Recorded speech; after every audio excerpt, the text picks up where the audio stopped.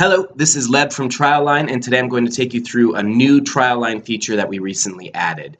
This is a way to move in between the actual events on your timeline from the individual event windows themselves. It used to be in TrialLine that you would actually have to exit out of the window and then go to the next event that you wanted to go to, but that's no longer the case. Now, from the individual event windows themselves, you can actually go forwards and backwards in between the event as needed. You can also press this plus button right here to go to full screen mode, and then as you move through, it's similar to what you'd see in a PowerPoint presentation. That's it for today.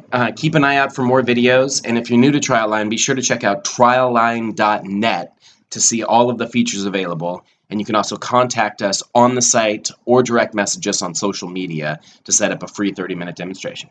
Thanks, take care.